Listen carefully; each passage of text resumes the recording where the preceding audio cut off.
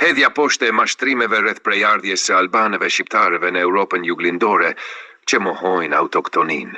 Autokolmarku. Ja dhe një shkrim kontravers që kërkon me çdo kush që t'i lidh shqiptarët me albanët e Kaukazit apo me popullin e Albalonges apo dhe të Kolkides. Mjafton që t'i bëj ato të ardhur dhe t'u mohoj autoktonin në Europën juglindore Ballkan. Në artikullin Astron Albalonga dhe Albanët, publikuar në FB Dynygnon, ky autor i pa identifikuar në pseudonimin Astron, shkruan: Si lindi emri i qytetit Albalonga në Itali, këtë na e tregon Virgjili në vargjet 8-6 të Eneida.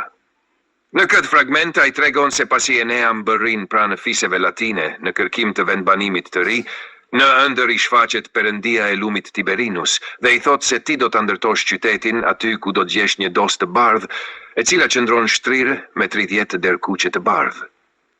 Enea më pas me djalin e tij Askanin ndërton aty qytetin dhe ia vendos emrin Alba, që në latinisht do të thot e bardhë, në kujtim të dosës së bardhë që gjeti aty. Banorët e vendit morën emrin më pas Alban, njësoj si edhe mali që qëndronte aty pranë. Qyteti shtrihej përgjatë një lumi, pra në formë të gjatë, prandaj ata i shtuan edhe emrin Longa, që dëmthe gjatë, dhe kështu qyteti mori emrin përfundimisht Albalonga, Alba e gjatë. Marin Barleti e lidh edhe emrin e albanëve të Shqipërisë me këta alban.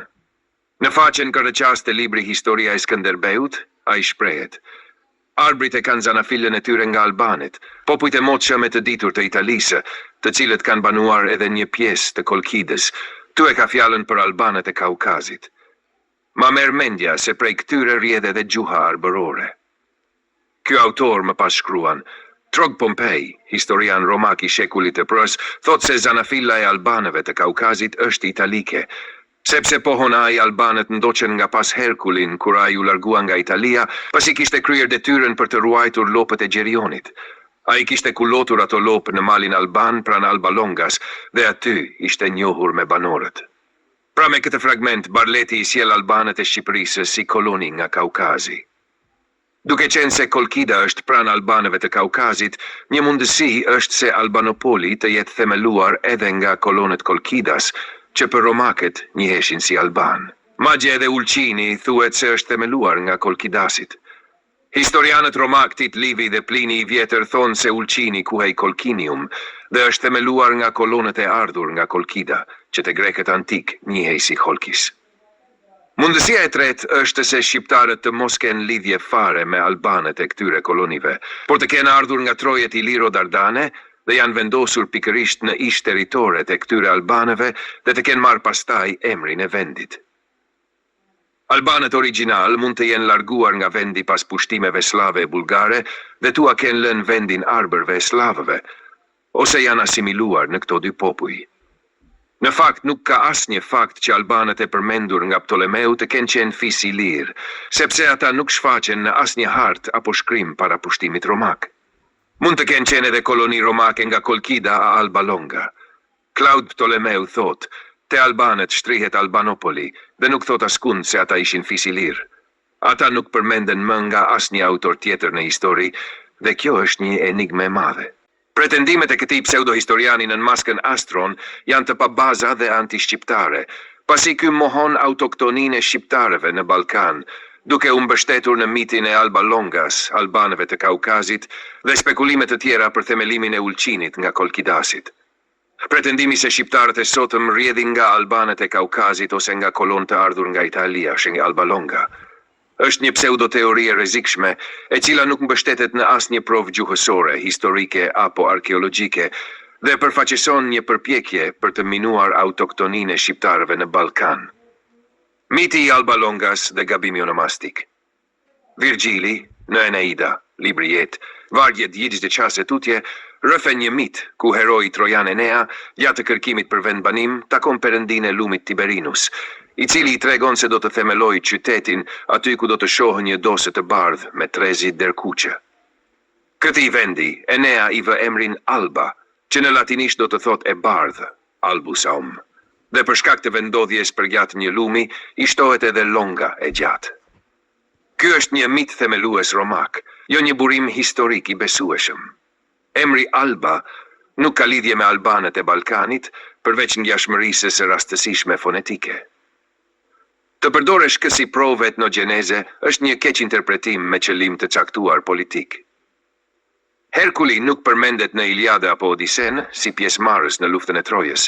Në veprat madhore të Homerit, Iliada dhe Odisea, Herkuli Herakliu nuk është pjesë e luftës së Trojës, edhe pse përmendet si një hero i famshëm i kohëve të mëparshme. Ai konsiderohet si një gjenerat më e hershme e heronjve dhe përshkruhet si një gjysmë perëndi që kishte përmbushur 10 punët e tij shumë kohë para epokës së Akilit, Hektorit dhe Eneas. Kjo do të thotë se Herkuli nuk ishte bashkëkohës i luftës së Trojës, por i mëparshëm në kohën mitologjike. Enea Dardanidi dhe Alba Longa. Enea, biri i Ankisit dhe perëndeshës Afërdita, ishte një Dardan i mbietuar nga lufta e Trojës dhe sipas Virgjilit, ai udhëtoi drejt Italisë dhe themeloi linjen mbretërore që do të çonte tek Romuli dhe Remi, themeluesit e Romës. Djalin e tij, Askanin, Iulus, e përmend Virgjili si themelues të qytetit Alba Longa. Pra, mitologjikisht, Enea dhe pasardhësit e tij vinë në Itali pas luftës së Trojës, e cila sipas traditës ka ndodhur rreth shekët jetës. Kjo është shumë kohë pas kohës së Herkulit, që konsiderohet si gjenerate më hershme heroike. Miti i Herkulit dhe ndjekja drejt Kolkides një përzierje mitesh të papërputhshme kronologjikisht. Legjenda që disa popuj e ndoqën Herkulin nga Italia drejt Kaukazit, pasi ai kishte ruajtur gjethet e Gerionit dhe kishte kaluar përmes Albanës, është pjesë e traditës mitologjike romake ose helenistike. Por nuk mund të përzihet me linjen e Eneas, i cili vepron shekuj më vonë në kohën mitologjike. Prandaj, kronologjia mitologjike e Herkulit nuk përputhet me atë të Eneas. Përpjekja për t'i bashkuar në një zingshir logjik është absurde dhe e motivuar ideologjikisht, jo shkencërisht. Kështu që përdorimi i Herkulit për të justifikuar prejardhjen e shqiptarëve është falsifikim i pastër. Përdorimi i mitit të Herkulit dhe lidhja e tij me Enean dhe me Albanët e Kaukazit apo të Ballkanit është një konfuzion kronologjik dhe mitologjik që shkel çdo logjik historike dhe çdo strukturë të kohës mitike greko-romake. Tregon mungesë metodologjie, ose me keq, një qëllim të qartë për të fabrikuar identitete të rreme. Ky është një shembull klasik i mënyrës si pseudo-historianët përdorin mite të paqarta. I ngatërojnë qëllimisht dhe i paraqesin si fakte historike për të shërbyer narrativave që mohojnë autoktonin shqiptare. Keq përdorimi i Marin Barletit, interpretim jashtë kontekstit. Autori i mësipër me pseudonimin Astron përmend Marin Barletin, i cili në faqen 4 qast të historisë së Skënderbeut shkruan: Arbrit e kanë zanafilën e tyre nga Albanet, popujt e motshëm e të ditur të Italisë, të cilët kanë banuar edhe në një pjesë të Kolkidës. Ky pasazh është pjesë e një përpjekje humaniste për të ngritur në nivel mitik figurën e Skënderbeut dhe shqiptarëve. Barleti përdor stilemën klasike të përzierjes së mitit me historinë, gjë tipike për humanistët e rilindjes, por nuk mund të merret si bazë plot për studime shkencore moderne. Gabimi i pseudo-historianit që përdor këtë citim si provë është mosdallimi mes diskursit retorik humanist dhe kërkimit historik objektiv. Legenda e Herkulit dhe pretendimi i Pompetrogut mit, jo histori. Sipas Justinit, i cili përmbledh veprën e Pompetrogut, thuhet se disa popuj ndoqën Herkulin pasi ai kishte ruajtur lopët e Gerionit dhe kishte kulotur në malin alban pranë Alba Longa. Ata u vendosën në Kolkide, në Kaukaz. Ky është mit greko-romak, jo dëshmi historike. Pretendimi se albanët e Kaukazit janë pasardhës të një kolonie italike është interpretim fantastik i një fabule mitologjike. Përdorimi spekulativ i emrit Kolkida dhe Ulqini. Autori shfaq një pretendim të rrem se Ulqini ishte themeluar nga kolonë nga Kolkida dhe përmendet si Kolkinium sipas Plinit të Vjetër dhe Tit Livit. Por asnjë burim i besueshëm nuk e konfirmon këtë emër për Ulqinin. Plini i Vjetër përmend Ulcinium si një koloni e vjetër ilire, por nuk përmend Kolkidasit. Po ashtu, Tit Livi nuk e lidh këtë qytet me Kaukazin. Kjo është një shpikje e pastër që synon të krijojë një narrativë alternative për të mohuar shqiptarëve një prej qendrave të tyre të lashta në bregun i lirë. Spekulimi mbi Albanopolin dhe Ptolemeun. Ky pseudo-historian thot: Claude Ptolemeu thot, te albanët shtrihet Albanopoli dhe nuk thot askund se ata ishin fis i lirë. Ky është një keq interpretim i rënd i burimeve. Ptolemeu, në gjeografia, e përmend Albanopolin në Moesia Superior, afër Dardanis dhe Dyrrahut, që është kartazi territori i lirë.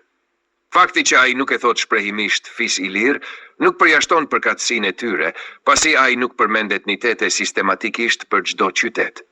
Në të vërtetë, të gjitha hartat moderne e vendosin Albanopolin si qytet i lirë, bazuar në burime krahasuese dhe toponimi. Mohimi i autoktonisë, motiv ideologjik. Në përmbyllje, autori sugjeron, shqiptarët mund të mos kenë lidhje fare me albanët e këtyre kolonive, por të kenë ardhur nga trojet iliro-dardane dhe të jenë vendosur në territoret e këtyre albanëve. Ky pretendim me kundërshton vetveten.